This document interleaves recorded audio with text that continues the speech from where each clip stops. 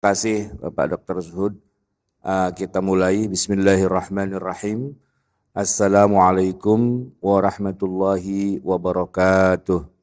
Waalaikumsalam warahmatullahi taala wabarakatuh.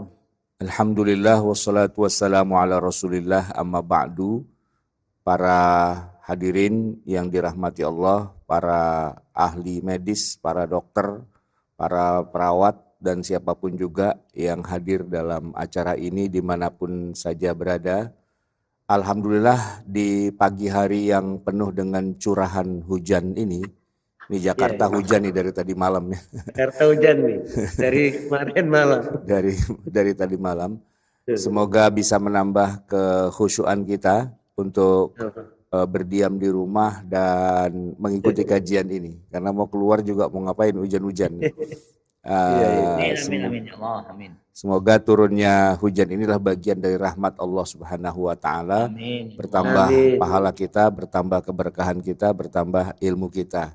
Memang sebagiannya ada yang kesusahan ya, yang rumahnya pada bocor, kasihan juga nih lagi pada nampungin air. Yang rumahnya ada di wilayah yang rendah, langganan banjir lagi siap-siap nih mau ngungsi mungkin ya.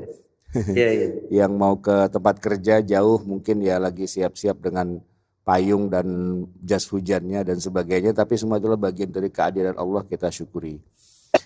Hadirin Bapak Ibu jamaah yang dirahmati Allah, ayat yang tadi dibacakan itu saya jadi terkenang ketika saya dulu masih tinggal di Jogja, karena nada irama yang dibacakan itu tadi kan disebutkan dari mana, Bengkulu ya, tapi nadanya itu Pekanbaru, iya, tapi nada dan iramanya itu irama Jogja Solo kayaknya itu. Jangan aslinya beliau dari Jawa. Dulu paman saya itu imam masjid dan nadanya itu kayak gitu itu rasanya. Jadi terkenanglah saya dengan masa-masa ketika dulu masih di Jogja kuliah di UGM. Beliau kalau memimpin sholat itu ya nadanya seperti itu, khas itu. Ada lagi nada-nada seperti itu seperti di wilayah Afrika. Orang-orang Afrika tuh kalau baca Quran juga begitu, rasanya tuh sendu, terharu gitu ya. Suasananya itu terbawa dengan nada-nadanya itu. Ya, semoga Allah melimpahkan keberkahan kepada yang membacanya dan juga kita semua yang mendengarkannya. Bapak Ibu sekalian, surat Al-Maidah ayat 90-91 dikenal sebagai surat atau ayat yang bicara tentang haramnya khamr. Karena memang di situ disebutkan innamal khamru. Sesungguhnya khamr itu ya rijsun min amali syaiton, najis dan itu perbuatan setan. Fajtanibuhu, maka harus kamu jauhkan. Nah, yang mau kita bahas di sini sebenarnya bukan masalah semata-mata khamrnya, karena kita tahu khamr itu haram dan insya Allah kita mah nggak akan terlibat dengan urusan perkhamran. Tapi yang ingin saya bahas pertama adalah tentang ayatnya itu sendiri, bahwa ternyata ayat ini kan ayat 90-91 surat Al-Maidah ya, itu ternyata turunnya pada saat Nabi sudah hijrah ke Madinah dan posisinya berada sesaat setelah terjadinya perang Uhud. Perang Uhud itu terjadinya di tahun ketiga Hijriah, setelah Nabi 13 tahun di Mekah lalu hijrah ke Madinah. Di tahun ketiga itu ada perang Uhud. Nah, setelah perang Uhud turunlah ayat ini, bicara tentang larangan minum khamr. Jadi setelah ayat inilah baru kemudian para sahabat itu meninggalkan khamr secara keseluruhannya. Sebelumnya bagaimana? Nah, ini dia yang mau saya bahas. Sebelumnya memang khamr itu belum diharamkan.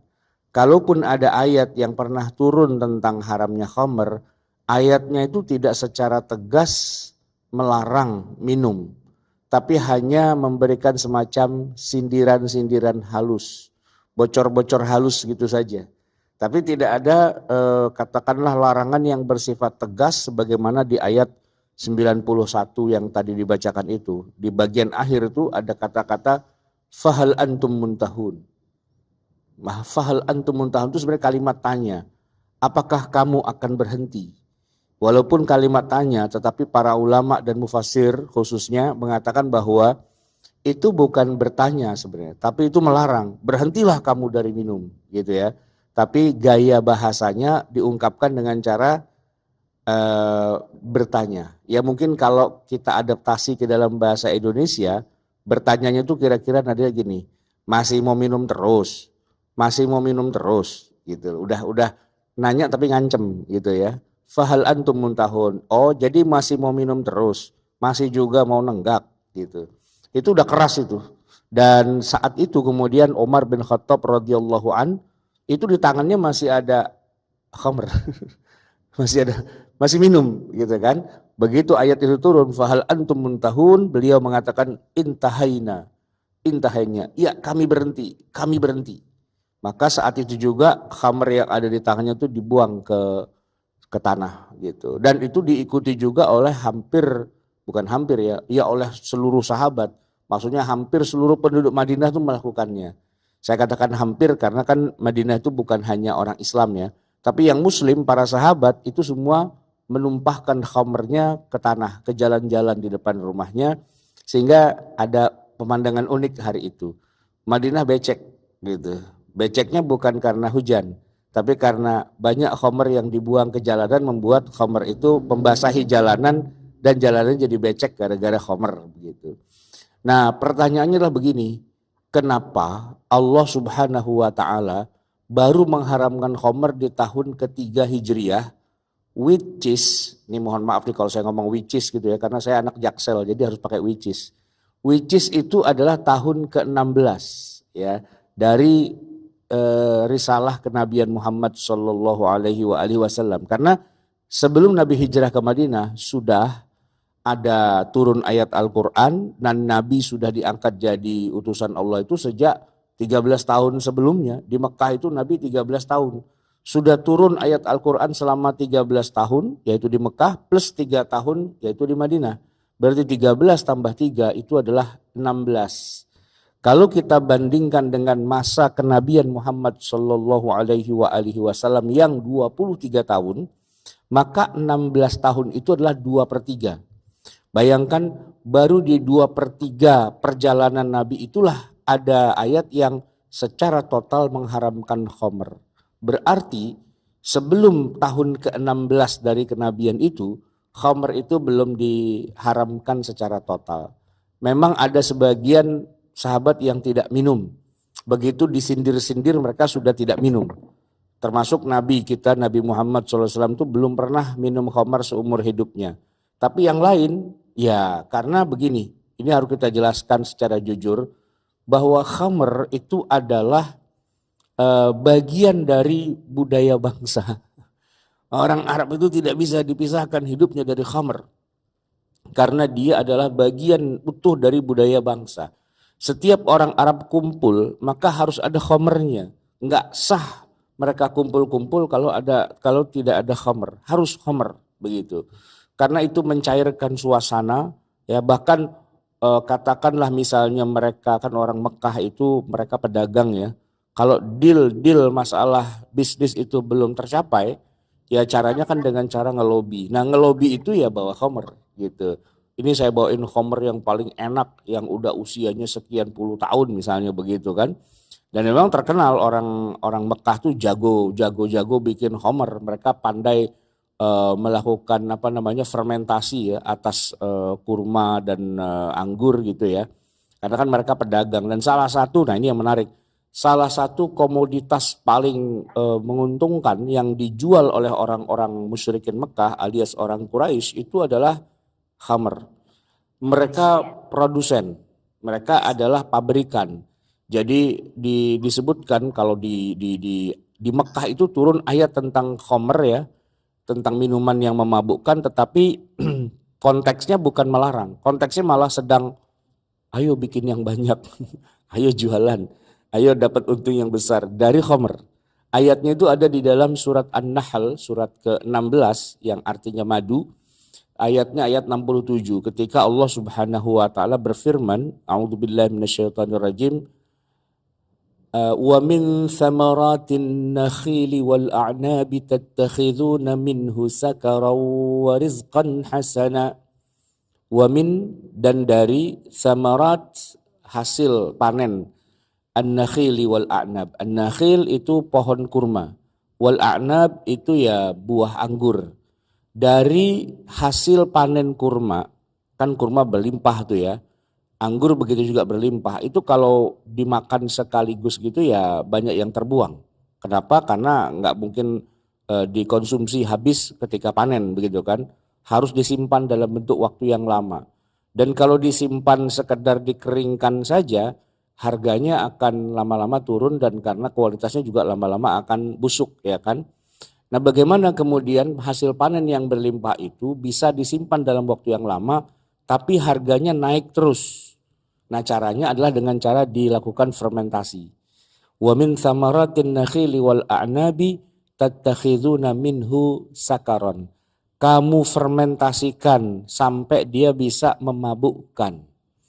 Nah, dengan cara melakukan fermentasi pada buah anggur, buah kurma yang berlimpah di musim panen, maka kamu akan mendapatkan keuntungan yang berlipat ganda. Yaitu dengan cara ya dibikin jadi minuman yang memabukkan. Tattakhiduna minhu sakaron wa rizqan hasana. Dari itu kamu akan mendapatkan rizqan, rizki hasana yang baik, maksudnya yang berlimpah, yang banyak. Mengalami proses katakanlah industrialisasi gitu ya.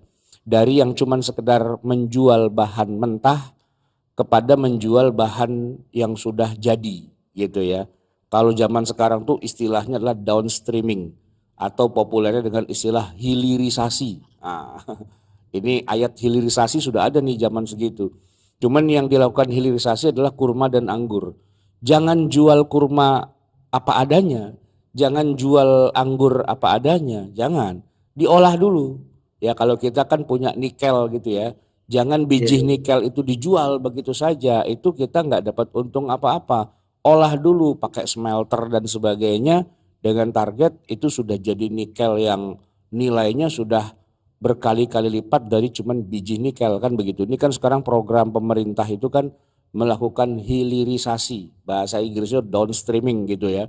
Agar nilai jualnya bertambah, nggak cuman sekedar kita jual bahan mentah begitu saja. Nah, Al-Quranul Karim memberikan inspirasi kepada orang-orang Mekah musyrikin, peminum khamar gitu ya, bahwa kalian buatlah itu kurma dan anggur itu sebagai minuman yang memabukkan gitu. Yang dari situ kamu akan mendapatkan keuntungan rezeki yang banyak, yang besar.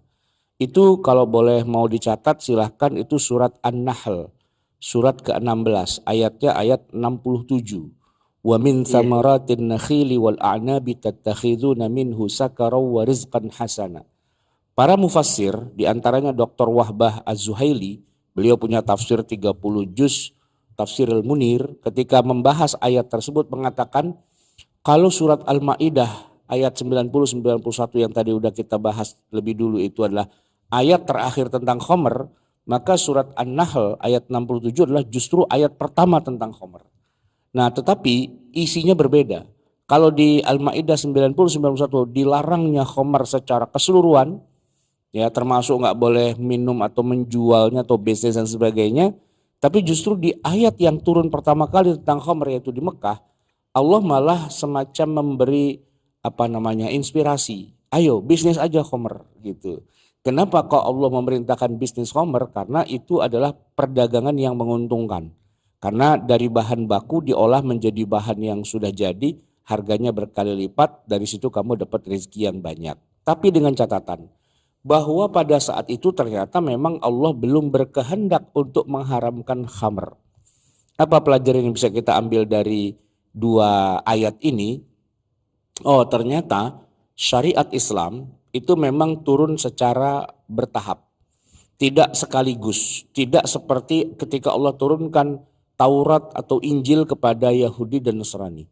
Orang Yahudi ketika mereka diberikan kitab suci Taurat, itu isinya padat, lengkap, dan sempurna. Dan begitu turun langsung berlaku semua, otomatis langsung berlaku. Dan orang-orang Yahudi menjalankan kan apa yang sudah Allah tentukan. Ada istilahnya 10 perintah Tuhan gitu ya. tidak boleh berzina, tidak boleh berjudi, tidak boleh ini itu dan sebagainya, ada 10, dan itu langsung immediately berlaku gitu. Nah, mereka sudah terbiasa begitu dan itu tidak pernah ada perubahan sampai akhirnya mereka bertemu dengan Nabi Muhammad Shallallahu Alaihi Wasallam, dan orang-orang Yahudi itu terheran-heran melihat kaum muslimin umatnya Nabi Muhammad kok pada minum khamr. Bingung mereka. Kenapa? Katanya Nabi, katanya bawa kitab suci, kok pada minum khamr? Kalau kami bernabi pada Nabi Musa, kami mendapatkan Taurat, khamr mah haram di kami. Jadi jamaah sekalian, pemandangan saat itu ya, bukan sekarang, saat itu ketika Nabi hijrah ke Madinah mengajak serta para sahabat muhajirin, orang-orang Mekah ini memang masih minum khamr. Jadi namanya doang muhajirin, tapi minum khamr gitu ya. Sementara di Madinah sudah menunggu orang-orang Yahudi yang sudah tinggal lebih lama di Madinah itu. Mereka memang datang ke Madinah untuk menunggu kedatangan seorang nabi yang terakhir. Lengkap dengan syariat yang mereka sudah punya sebelumnya, mereka sudah diharamkan minum khamr. Begitu lihat Nabi Muhammad dan para sahabat hijrah, katanya Nabi, kenapa pada minum khamr? Kalau Nabi Muhammadnya nggak minum ya, tapi sahabat-sahabatnya itu pada minum gitu. Dan itu menimbulkan reaksi yang ya lucu-lucu gimana gitu kan. Katanya Nabi, katanya kitab suci lah, kok pada nanggak khamr gitu kan. Itu istilahnya dipermasalahkan tentu oleh kalangan Bani Israel Yahudi, karena di kitab suci Taurat mereka khamr haram. Tapi di Quran malah belum ada larangannya, sehingga para sahabat malah pada minum. Jadi banyak sahabat tuh yang dicemooh gitu, yang diejek oleh orang Yahudi.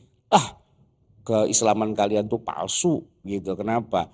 Ngakunya umat Nabi minum khamr jalan terus gitu ya. Nah, karena setiap hari dicemooh begitu, setiap hari diejek, maka para sahabat bertanya kepada Rasulullah tentang hukumnya minum khamr. Nah, kemudian dijawab oleh Allah Subhanahu wa taala. Ini sudah di Madinah. Yas'alunaka 'anil khamri wal maisir qul fihima ithmun kabirun wa manafi'u lin-nas wa ithmuhuma akbaru min naf'ihima. Mereka, para sahabat, yas'alunaka, bertanya kepadamu wahai Muhammad. Bertanya apa? Anil khamri, tentang hukumnya minum khamr, wal maisir, ditambah dengan judi. Qul, jawablah, katakan pada para sahabatmu itu, fihima, pada keduanya, pada khamr dan maisir itu memang ada ithmun kabirun, ada dosa yang besar, ya kan? Tetapi dibalik dari dosa yang besar itu, Allah itu masih membela khamr dengan mengatakan qul fihima ithmun kabirun wa manafi'u linnas, ada banyak manfaatnya buat manusia. Itu yang ngomong tuh Allah gitu di dalam Al-Quran, bahwa memang itu ada dosa besarnya ya, tapi ada juga loh manfaat-manfaatnya. Wa manafi', Allah tidak menyebutkan satu manfaat, tapi menyebutkan manafi', manfaat yang banyak. Baik dari sisi katakanlah ya, adat istiadat mereka kan apa-apa harus pakai khamr gitu ya. Terus bisnis mereka kan mengandalkan komoditas khamr gitu. Ditambah lagi di Arab atau di Madinah, di Mekah ya, itu kalau lagi musim dingin, dinginnya mantap juga itu ya, walaupun nggak sampai turun salju gitu ya. Saya Pak Suhud kemarin baru dari Mekah, dari Madinah, awal tahun baru saya merayakannya di Mekah gitu ya, lumayan dingin. Lumayan dingin, apalagi Madinah itu mantap lah, apalagi sekarang ini dinginnya semakin menjadi-jadi. Nah, kalau kita sih tinggal di hotel, di gedung gitu kan, mungkin dinginnya bisa agak sedikit tapi kalau bayangkan di masa Nabi, orang tinggal di rumah yang sederhana kayak gitu, kadang-kadang rumahnya nggak ada gentengnya. Kalau masuk ke Masjid Nabawi itu masjid cuma dinding aja, tidak ada atap apa dan sebagainya. Bayangkan itu datang musim dingin, sedingin apa itu suasananya gitu kan. Maka cara paling sederhana untuk mengusir dingin itu ya minum khamar gitu. Sama dengan beberapa orang kayak di negara-negara yang dingin sekarang, kayak di Rusia ya kan, di daerah-daerah dingin itu mereka minum vodka, minum apa itu bukan dalam rangka mabuk, dalam rangka bertahan Malas. hidup gitu. Kalau dia nggak minum itu bisa beku, dia bisa mati kaku gitu ya. Tapi dengan minum itu terus jadi bisa menambah suhu tubuhnya dan sebagainya gitu kan. Iya. Belanda penjajah di negeri kita tuh kan pada nenggak minuman Homer juga itu. Ya karena mereka terbiasa di Eropa minum Homer. Orang Indonesia ngelihat Belanda minum bir pengen juga, tapi karena bir itu haram, nah dibikinlah bir yang Islami, bir yang tidak mengandung Homer ya. Namanya bir juga. Itu namanya bir peletok kata orang Betawi. Nah, itu ramuan-ramuan rempah-rempah gitu. Rasanya itu ya pedes-pedes gimana gitu kan, kayak bir lah. Tapi saya nggak tahu ya bir itu kayak gimana. Tapi maksudnya begini, ketika Allah menyebutkan wa manafi'u linnas dan begitu banyak manfaatnya buat manusia, paling tidak ada 3 itu. Pertama, itu tradisi yang nggak mudah untuk dipisahkan begitu saja. Yang kedua, itu adalah sumber penghidupan mereka. Mereka tuh bisnis, dikatakan orang Quraisy itu bisnis di musim panas, musim dingin, rihlatas syita'i was saif. Itu yang mereka jual apa sih? Barang-barang dari Cina? Bukan. Ya barang dari Cina mas sekarang ya, orang jualan online itu kan kebanyakan barang dari Cina. Yang di masa Nabi yang dijual itu di musim panas musim dingin itu apa? Yang paling top of the topnya itu adalah khamr, produksi mereka.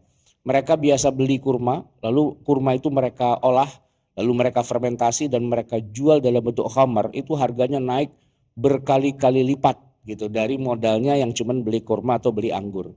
Kan dekat dari Mekah itu ada Taif, itu penghasil anggur. Nah, kemudian di Madinah itu adalah penghasil kurma. Nah, kurma dan anggur itu dibeli oleh orang-orang Quraisy ya kan. Mereka olah 4 hari itu udah berubah jadi khamr dan nilainya langsung melonjak berkali-kali lipat dan itulah yang mereka jual. Terkenal khamrnya orang Quraisy itu khamr terenak di dunia, khamr paling mantap lah gitu. Kalau bahasa kitanya kurmanya kurma ajwa gitu. Jadi khamrnya juga khamr ajwa gitu ya. Khamr paling mahal gitu. Dan itu pemasukan mereka karena orang Mekah tuh nggak punya kebun pertanian kurma, nggak ada pertanian anggur dan sebagainya, tapi mereka beli saja bahan bakunya, lalu mereka olah, lalu mereka jual. Kayak beberapa negara maju zaman sekarang ini kan mereka nggak punya itu biji nikel di negara mereka nggak punya, tapi mereka bisa jual baterai dengan harga semahal itu dan kita membelinya dari mereka. Nah, kalau kita yang punya bahan bakunya kenapa nggak kita bikin sendiri aja sehingga bisa kita jual dengan harga yang jauh lebih murah, kan harusnya begitu. Nah, orang-orang musyrikin Mekah itu otaknya memang nyampe itu di situ. Jadi khamr itu disebutkan punya banyak manfaat ya karena manafi' itu Al-Qur'an sendiri yang mengakuinya. Banyak manfaat dibalik dari khamr. Nanti bapak-bapak para dokter mungkin juga bisa bicara lebih panjang lagi tentang manfaat dibalik dari minuman beralkohol itu ya, asalkan tidak berlebihan. Nah gitu ya, asalkan tidak berlebihan.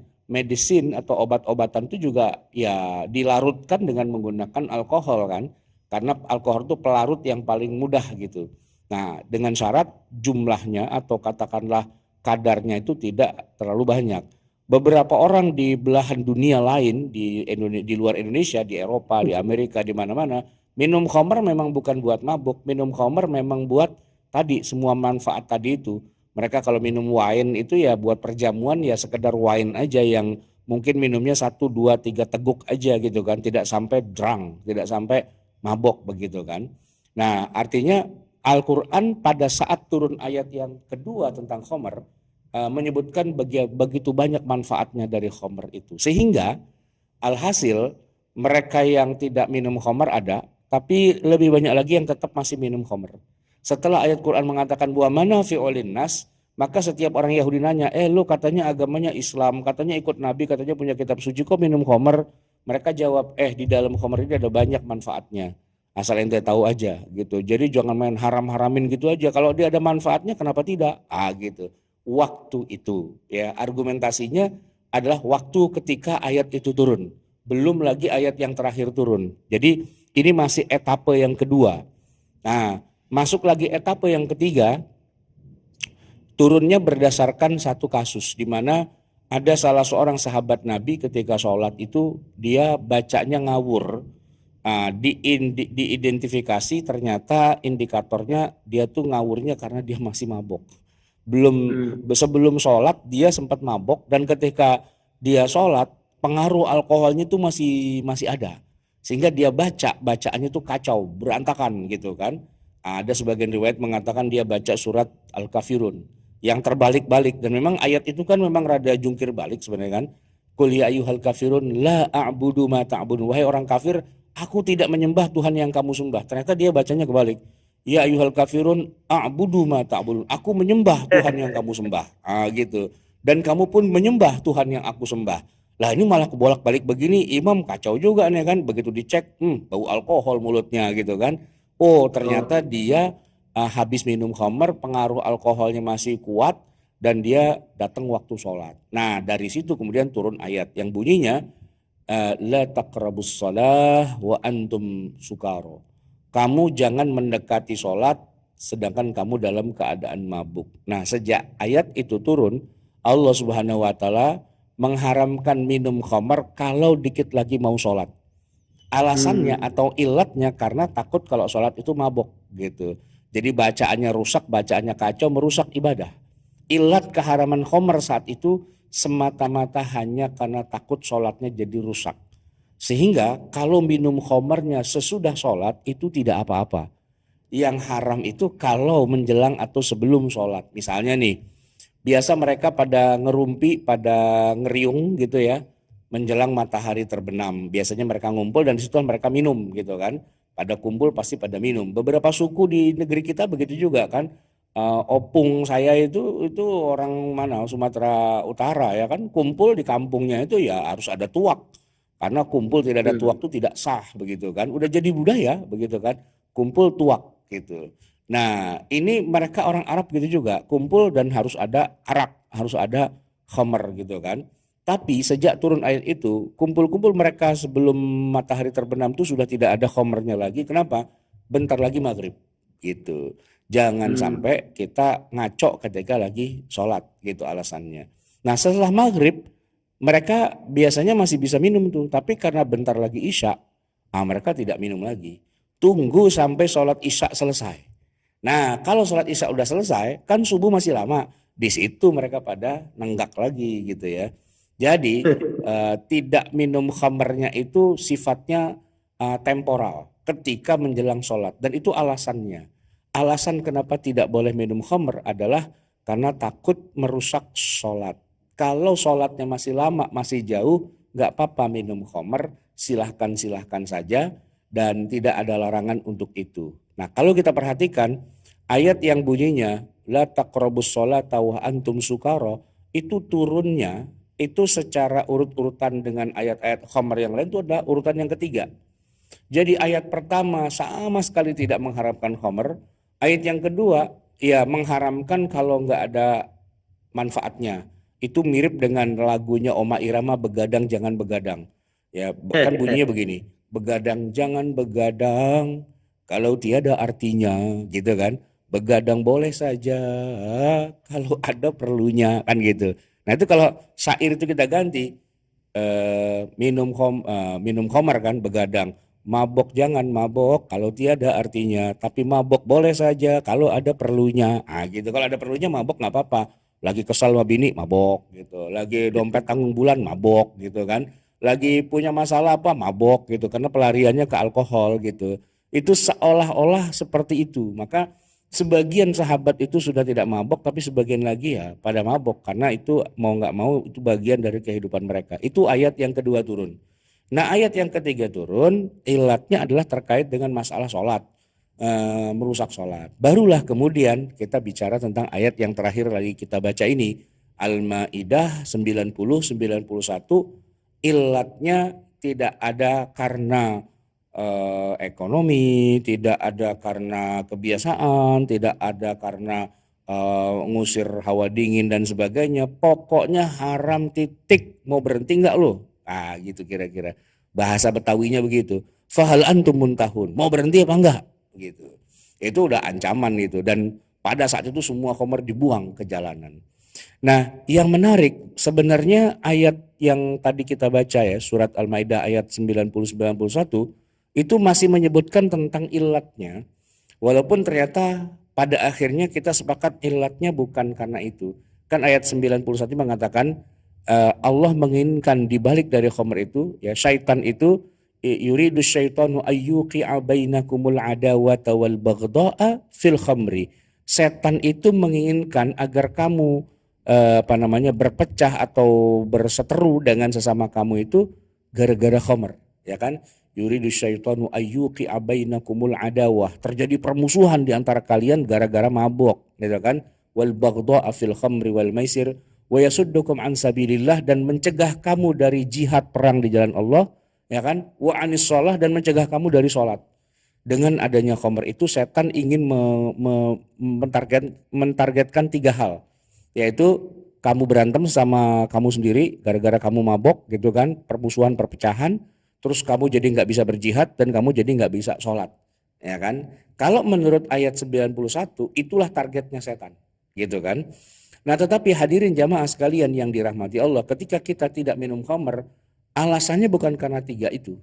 Sebab kalau 3 itu tetap bisa kita pegang dan aman, ya minum khamrnya tetap jadi aman juga dong, ya kan? Gini-gini.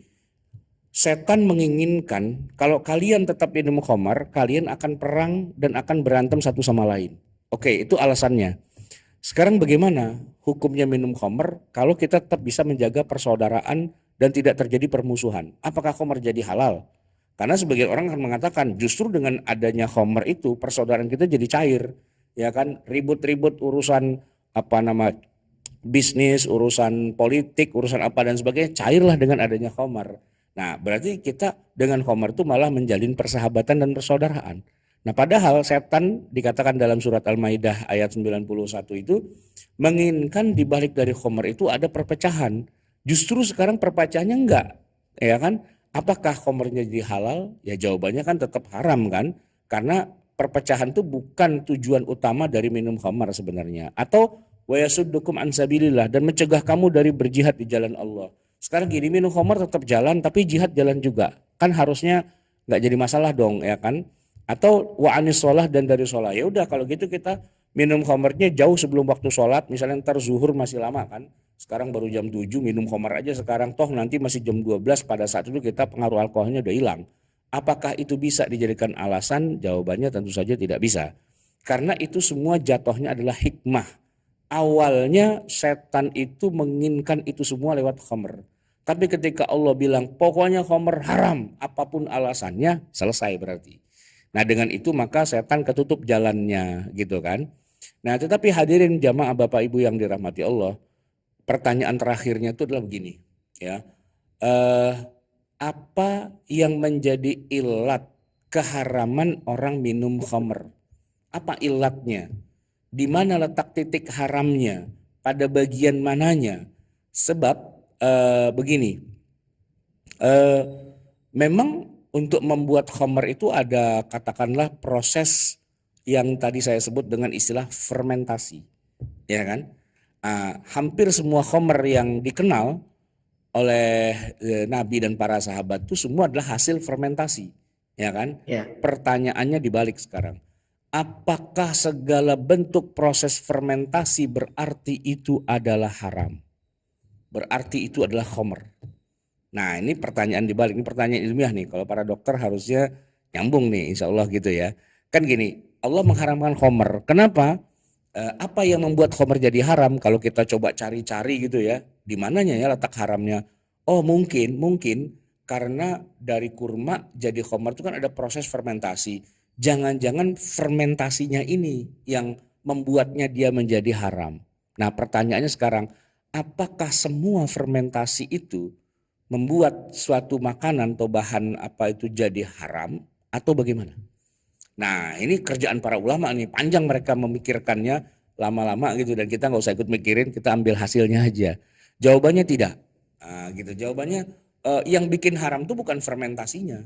Kenapa kok tidak haram fermentasi itu? Pertama nih ya, kita lihat bahwa Rasulullah Shallallahu Alaihi Wasallam justru paling suka minum minuman yang berfermentasi, dan itu adalah separuh jalan dari menuju khamr. Ibarat kata kalau jalan menuju khamr itu adalah dari Jakarta ke Jogja, nah itu kira-kira sampai Cirebon itu minuman berfermentasi itu. Jadi memang dalam perjalanan menuju khamr. Jadi kasusnya begini, ini bisa kita baca dalam beberapa hadis, salah satunya adalah Sahih Muslim. Ya, disebutkan bahwa kalau Rasulullah minta kepada pembantunya dibuatkan minuman yang enak, itu memang dibuatnya dari kurma, dibuatnya dari anggur dan diproses secara fermentasi. Yang mana proses itu adalah bagian dari proses membuat khamr, cuman belum sampai selesai. Ibaratnya tadi saya bilang, kalau khamr itu dari Jakarta sampai Jogja, baru sampai Cirebon dipotong gitu.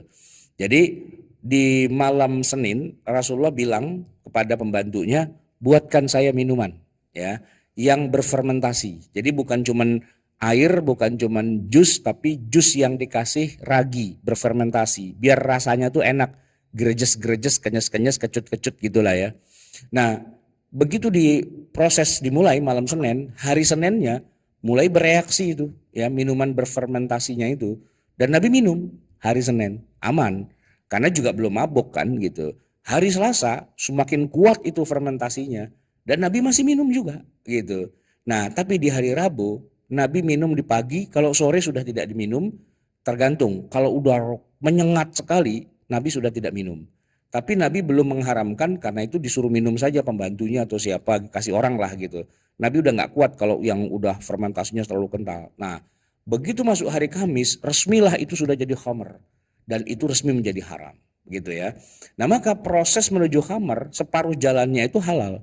Tapi begitu masuk etapa-etapa berikutnya yaitu mulai resmi jadi khamrnya, nah sampai batas itulah haramnya.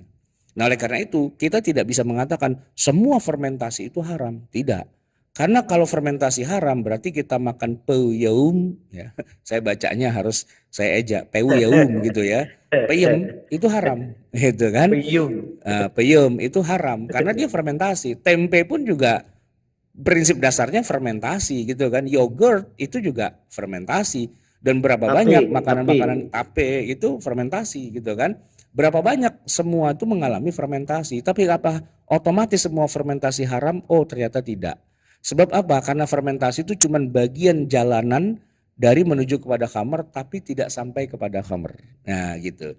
Sama dengan kalau saya lagi pulang kampung ke rumah istri saya di Jawa Timur, di Gresik itu terkenal dengan minuman khas mereka, enak seger yaitu legen. Katanya dibikin dari buah aren apa buah nira atau apalah gitu ya, legen. Itu juga enak asam-asam enak, itu mengalami fermentasi. Tapi tidak sampai kepada khamr gitu ya. Dan memang prosesnya dibuat, ini kalau saya tanya sama produsen legen itu, ini bisa berubah jadi khamr enggak gitu. Oh enggak, karena jalannya berbeda gitu. Jadi searah tapi jalannya enggak sama. Sehingga mau diterusin pun dia enggak akan berubah jadi khamr legen itu gitu. Tapi nanti memang ada yang jalannya memang dari awal memang menuju ke sana. Itulah yang jadi tuak, yang jadi lapo tuaknya para tulang, para opung itu. Nah mereka memang pada sampai pada titik itu gitu kan.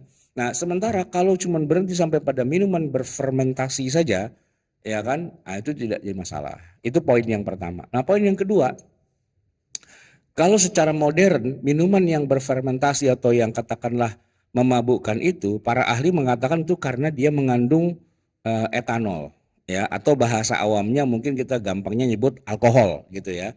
Etanol, alkohol dan sebagainya biar kita mudah nyebutnya. Nah, karena dia mengandung alkohol atau etanol tadi, maka dia jadi haram gitu kan. Nah, asumsi ini juga jadi perdebatan juga. Apakah segala yang mengandung alkohol otomatis jadi haram gitu kan. Perdebatannya panjang, tapi saya langsung ambil kesimpulan akhir, itu wilayah khilafiyah. Jawabannya. Kenapa? Karena di Saudi Arabia sekarang ini, Saudi Arabia itu sepakat para ulamanya menghalalkan minuman mengandung alkohol berkadar rendah. Ya, Syekh Muhammad bin Shalih Al Utsaimin ya kan, itu tokoh paling topnya di sana gitu ya. Itu ketika ditanya, ya Syekh, apa pandangan Anda terhadap banyak minuman-minuman yang dijual di Mekah, di Madinah, bahkan di Bin Daud depan Masjidil Haram itu, kok mengandung alkohol 1%, 2%, itu apa enggak haram gitu ya. Nah beliau mengatakan, ketahuilah ya, wahid filmiyah 1%, nain bilmiyah 2%, bahkan salasa filmiyah 3%, itu la yu'athiruhu syai'un. sama sekali nggak ada pengaruhnya. Tidak akan membuat seseorang itu mengalami yang namanya iskar atau mabuk gitu. Enggak. Karena itu kadarnya bisa diabaikan. Terlalu rendah untuk bisa dikatakan sebagai khamr gitu ya. Maka diizinkan beredarlah minuman-minuman yang mengandung kadar alkohol itu. Ya kan? Tapi dengan kadar yang amat sangat rendah sekali. Itu menurut para ulama di Saudi Arabia resmi. Itu fatwa resmi kerajaan Saudi Arabia. Dan kalau kita lagi ada di Mekah di Madinah, kita masih menemukan tuh minuman-minuman dengan kadar alkohol yang cuma 1%, 2% gitu. Sementara di Indonesia kita nih ya, tadi mungkin sebagian jamaah ada yang bingung kalau tadi saya cerita gitu. Kenapa? Karena kalau di kita, nggak ada cerita itu. Jangankan 1%, 2%, 3%, 0% pun tetap haram di kita, ya kan? Ketika PT Bintang itu, Bir Bintang itu bikin spanduk gede banget, alkohol 0%, ya kan? Atau juga Green Sand tuh bikin 0%, itu ternyata banyak para ulama yang tetap bilang pokoknya tetap haram, mau 0% tetap haram. Begitu. Ada yang mencari dalil ya karena bentuknya seperti khamr, maka segala yang seperti khamr pun haram juga gitu. Nah, jadi ada yang membuat batasan tuh sampai lebih jauh dari garis parameternya gitu ya. Sebenarnya yang haram itu kan kalau dia mengandung alkohol, itu pun kalau mengandung alkoholnya sekian persen gitu. Bapak Ibu para dokter pasti tahulah obat-obatan itu kalau masih dengan kadar yang sangat rendah 1%, 2%, insya Allah sih tidak akan mabuk pastinya gitu kan. Walaupun banyak kiai ulama ustadz di Indonesia yang tetap mengatakan walaupun 1% itu haram gitu kan, tapi nggak mabuk, walaupun nggak mabuk tetap aja haram kan begitu. Nah, saya bisa menjelaskan begini, bahwa kenapa para ulama di Indonesia tetap mengharamkan alkohol 1% atau 2%, 3%, padahal tidak mabuk, karena babnya beda lagi. Babnya bukan bab memabukkan, tapi babnya bab najis. Karena dianggap yang namanya khamr itu najis, ya kan? Gini alurnya. Di dalam Al-Qur'an tadi kan disebutkan innamal khamru wal maisiru wal ansabu wal azlamu rijsun min amali syaitan. Kata rijsun itu artinya najis gitu. Maka khamr itu najis gitu. Najis itu haram dikonsumsi walaupun katakanlah tidak mabuk. Pokoknya yang najis itu haram gitu kan. Darah itu haram, nanah itu haram, bangkai itu haram, apalagi yang najis-najis lah. Pokoknya segala yang najis itu haram gitu kan. Walaupun dia tidak ada pengaruhnya terhadap mabok atau katakanlah racun dan sebagainya, tapi dia najis maka dia itu haram gitu kan. Nah, khamr itu terlarangnya karena dua sisi, karena dia memabukkan dan karena dia najis gitu. Anggaplah dia tidak memabukkan tapi dia najis, maka dia tetap haram walaupun cuma 1%. Begitu logikanya. Nah, tapi begini, yang haram kan khamrnya sebenarnya. Bagaimana dengan alkohol? Kan alkohol dengan khamr kan dua dunia yang berbeda kan gitu. Khamr, alkohol gitu kan. Kenapa kok alkohol malah jadi ikut-ikutan dinajis-najiskan? Ini. Karena memang kesimpulannya kalau menurut ulama di Indonesia rata-rata bermadzhab Syafi'i bahwa karena khamr itu najis, maka alkohol pun najis. Sebab alkohol dianggap biangnya khamr. Alkohol itu biangnya khamr. Gini, minuman tadinya tidak ada alkoholnya, diminum mah santai-santai aja. Begitu dia mengandung alkohol, maka dia jadi khamr.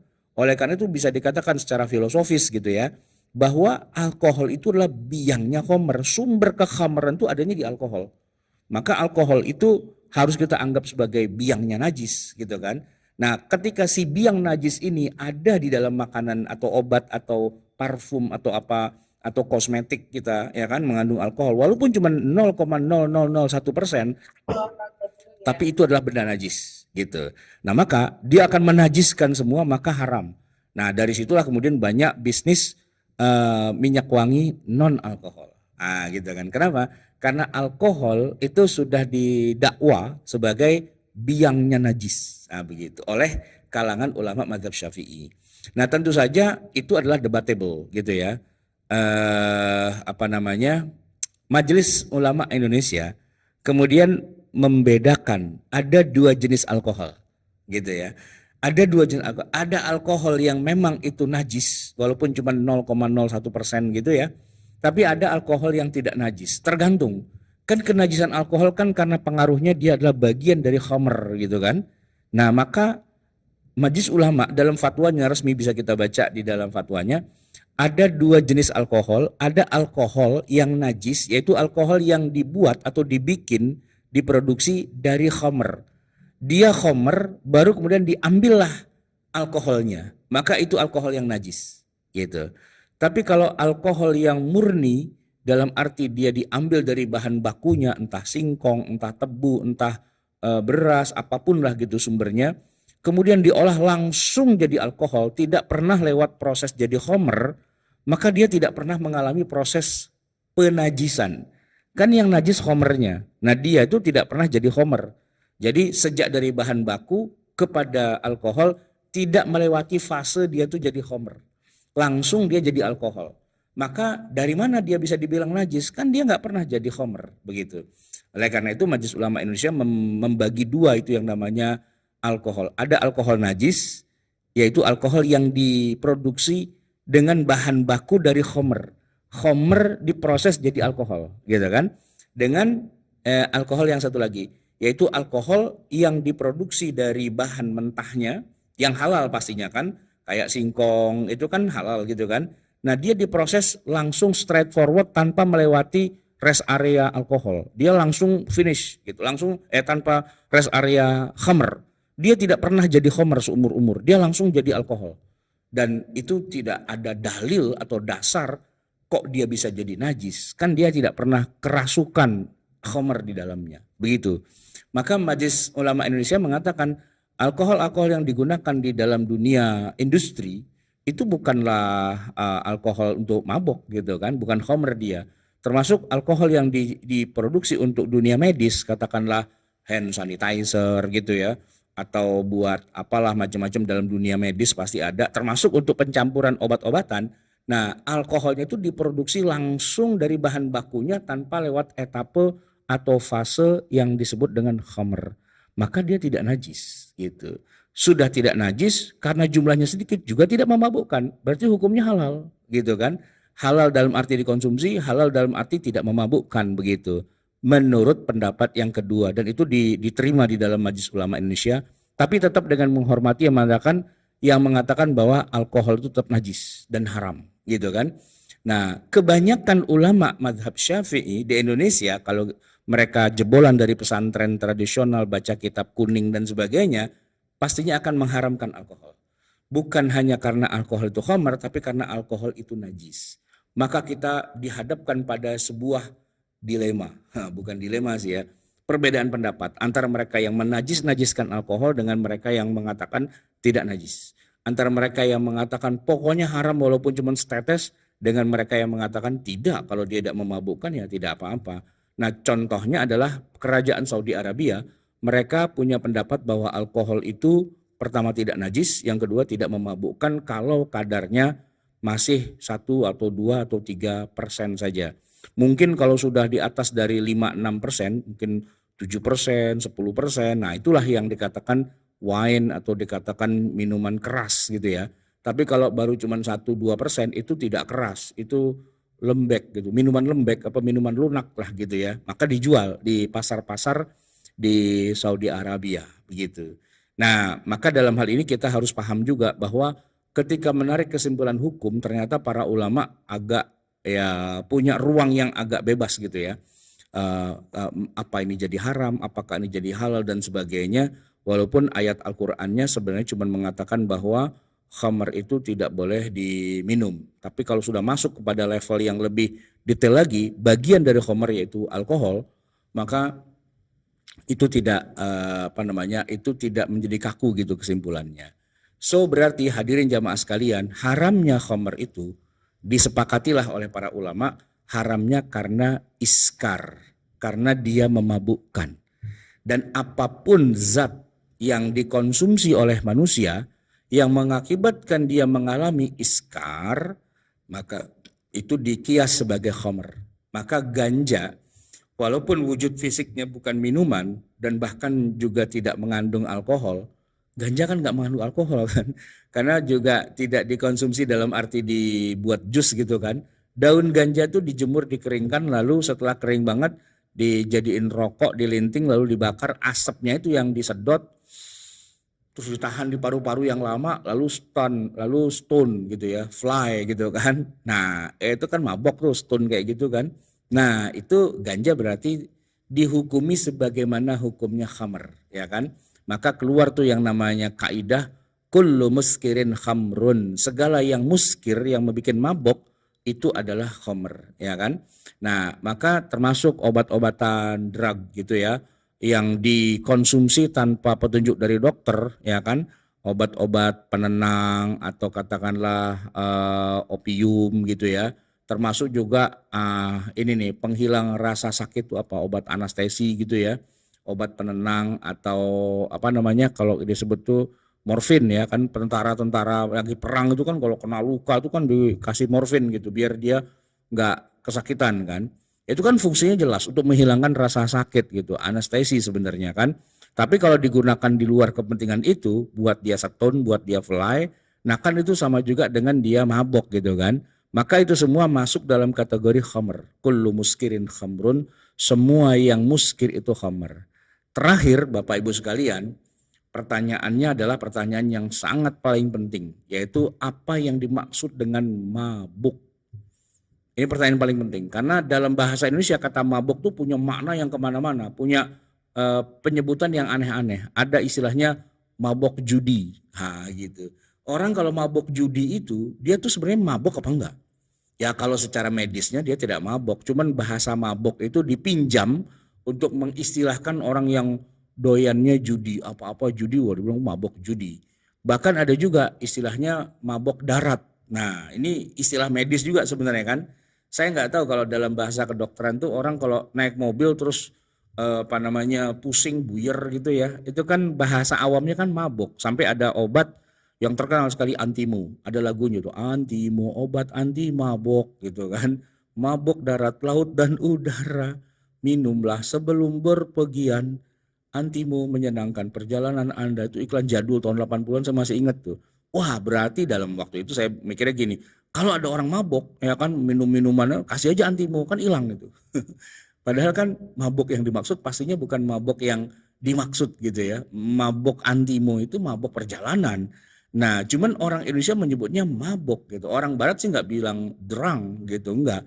Ya itu apa masuk angin gitu atau apalah gitu ya. Mumet gitu atau bahasa Jawanya mendem gitu. Wah kamu tuh kayak gini kenapa? Wah saya mendem ini naik mobil gitu kan. Apa namanya? Tapi itu nggak bisa dibilang mabuk sebenarnya kan. Nah mabuk itu apa sebenarnya gitu kan. Nah para ulama kemudian berbeda pendapat tuh ketika membuat definisi batasan mabuk itu apa gitu kan. Ya kalau dikaitkan dengan secara kebahasaan al-khamr itu mayukhammirul aqla, yang membuat otak tuh jadi lumpuh. Akal bukan otak ya, akal itu jadi lumpuh. Orang tidak bisa berpikir secara logis, nilai-nilai yang selama ini dia punya yang sudah tertanam dengan begitu kuatnya itu menjadi lumpuh dan tidak berjalan, sehingga ketika orang itu pulang ke rumahnya dia tidak bisa bedakan mana istrinya dan mana ibunya gitu. Boleh jadi malah ibunya disetubuhi gitu kan karena mabok gitu kan. Dia tidak bisa bedakan mana istrinya dan mana pembantunya. Bisa jadi salah masuk kamar pembantu gitu kan. Nah, itu nilai-nilai yang apa yang seharusnya luhur tertanam dalam alam bawah sadar itu bahkan tercerabut sementara gitu kan. Sehingga nilai-nilai itu menjadi hilang. Nah, sebagian ulama mengatakan khamr adalah mayukhammirul aqla, yang membuat akal seorang jadi lumpuh dalam waktu yang sebentar gitu kan. Nah, tapi di situ nanti akan beririsan dengan banyak kasus. Misalnya begini, kalau orang gila tuh bukannya otaknya juga lumpuh, apa akalnya juga lumpuh, gitu kan? Atau misalnya begini, ada orang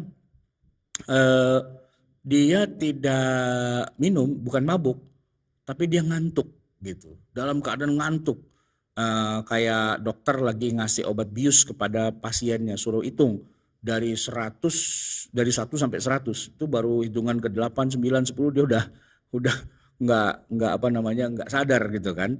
Nah, dia semacam kayak otaknya nggak jalan begitu. Nah, apakah hal-hal seperti itu bisa juga masuk dalam kategori mabuk? Itu perdebatan yang panjang gitu ya.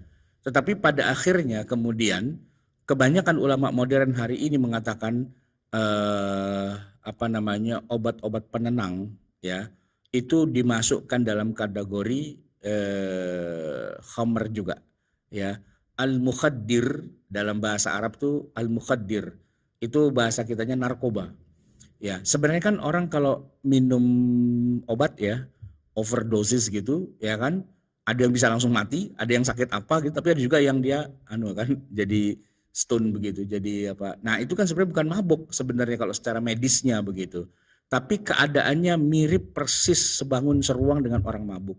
Maka dikiaskan juga dia sebagai mabuk juga. Maka obat penenang ya, obat penghilang rasa, bahkan yang menarik nih, yang terbaru ya, ngelem, saya juga bingung. Apa nikmatnya mencium lem Aibon gitu kan ya.